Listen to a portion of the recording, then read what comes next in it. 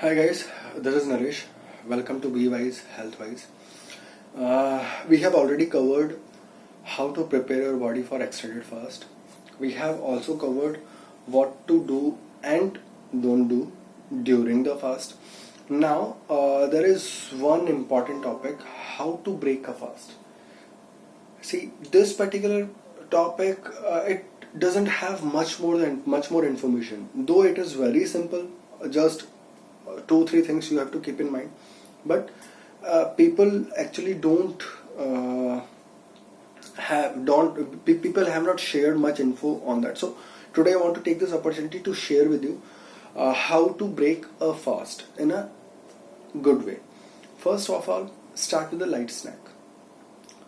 Don't suppose your 48 hours are completed, then you don't go out and eat the normal food. No, don't do that.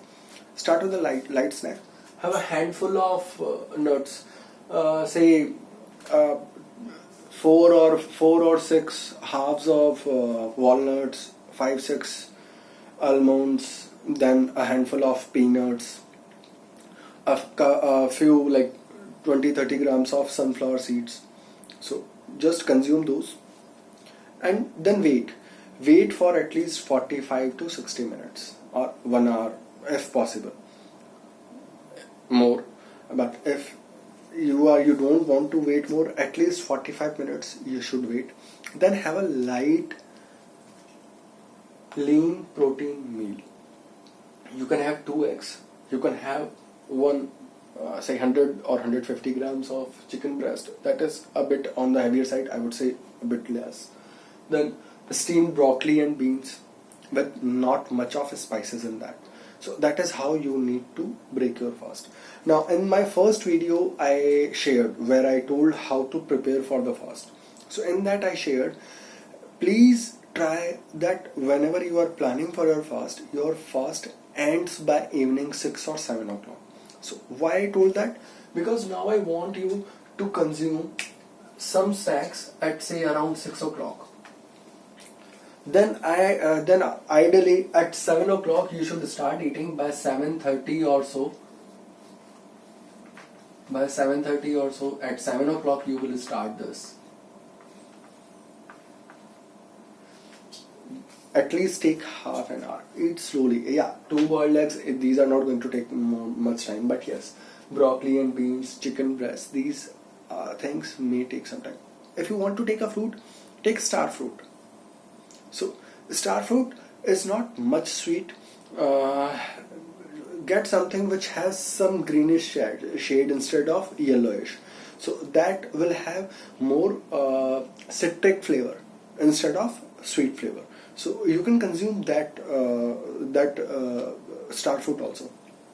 So at around 7:30 you are having a light meal, not a full packed meal. So why I told that by 7:30 you will be done with your meal. After that you have to sleep. That's it. So now suppose if you have not planned it properly and your fast gets over by 2 o'clock in the afternoon. 2 o'clock you had a normal meal, at 3 o'clock you had this meal, and then again at the night you want to have something more, and you don't really want to have a normal light meal again. But if you have planned in such a way that by 6 o'clock you are taking this, then by 7 or 7:30 you ate your meal, and after some time, like after a couple of hours, by 9:30, 10 or 10:30 you are going to sleep. Then there is a break of at least 12 hours. You are not going to eat at around 7 in the morning or at 6 in the morning. You are going to eat at around 8, 9, 9:30 or 10 o'clock in the morning. So there is a very good gap. So during that time also, because anyways your body was fat adapted, whatever you have eaten over here also there are not many carbs. Your body is still taking energy from the fat cells. Also, though you have done the fasting for say 48 hours, but you are getting benefits of at least 56 hours. So that is why the timing of the fasting is very important. So that is all from my side, like how to break the fast. That is it.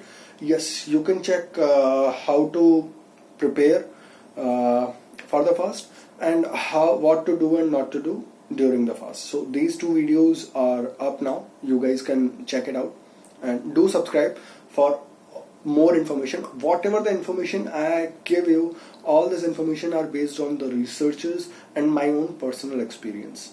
So I have lost, though I am not perfectly fit, but yes, I have lost around 10 kgs in around 2 months using intermittent fasting.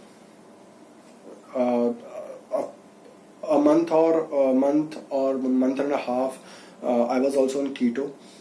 I have done two prolonged fast also. So, and now I'm going to try a hard dry fast. So in that, what happens in hard dry fast is I am not going to get in touch with water. It's not like I won't be consuming water. I will not be coming in touch of water. I won't be doing a brush. I won't be taking a bath. I won't be, you know what. So I am going to try that, and I am going to get back to you how it goes. And I have heard that that is a way too beneficial than water fasting. So whatever the research I have read, or whatever the things I have seen, it's like 3 days of water fasting is equal to 1 day of dry fasting, hard dry fasting. So I'm going to try this maybe this week or maybe next week. So I'm just stay tuned, subscribe, and I will share all my experiences with you guys. Thank you.